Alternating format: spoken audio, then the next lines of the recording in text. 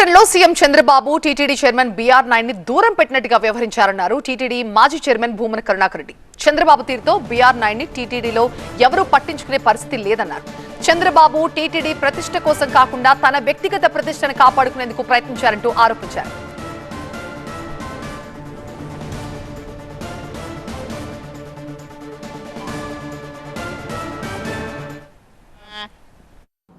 నిజానికి చంద్రబాబు గారు ప్రవర్తన మరో రకంగా ఆలోచిస్తే ఒక అపరిచితునిలాగా జరిగింది. చంద్రబాబు గారి ప్రవర్తన కూడా నిన్న ఒకవైపున దూరం పెట్టినట్టుగానే ఉంది, మరోవైపున ఆయన వెనకే నక్కి నక్కి ఉన్నట్టుగా ఉంది.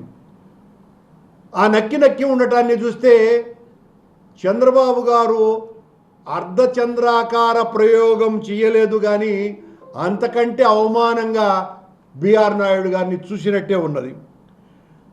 బీఆర్ నాయుడు వీధిలో ఉండలేడు, ఇంటిలోకి రానియరు అన్నట్టుగా ఆయన పరిస్థితి. టీటీడీ చరిత్రలోనే ఇంత అవమానింపబడ్డటువంటి వ్యక్తి మొట్టమొదటి ఆఖరు అధ్యక్షుడు బీఆర్ నాయుడు గారే. ఇక ఆయన్ను చూస్తే ఎవరైనా చిన్న మర్యాద అయినా ఇస్తారా నిన్న జరిగినటువంటి సంఘటనతో? చంద్రబాబు తిరుమలలో ప్రారంభించిన ల్యాబ్ కు అంకురార్పణ తమ హయాంలో జరిగిందన్నారు భూమన. ఈ ల్యాబ్ ఏర్పాటులో కీలకంగా వ్యవహరించిన ఒక అధికారిని తమకు అనుకూలంగా ఉన్నారన్న అనుమానంతో బదిలీ చేశారని చెప్పారు. మాకు వైఎస్ఆర్ కాంగ్రెస్ పార్టీకి అనుకూలంగా ఉన్నటువంటి అధికారిని మార్చినామోనని నిన్న ఒక అధికారిని మార్చినాడు.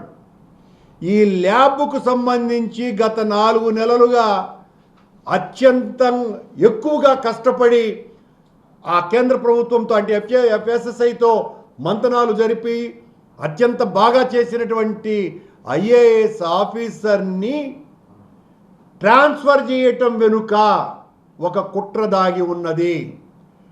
ఆ కుట్ర ఏంట్రా అంటే అతనేదో మాతో కలిసి ఉన్నాడని కాదు, అతని పేరు నిన్న వేసినటువంటి శిలాఫలకంలో వెయ్యకూడదనని చంద్రబాబు గారు రాకముందే అతన్ని తొలగించినారు.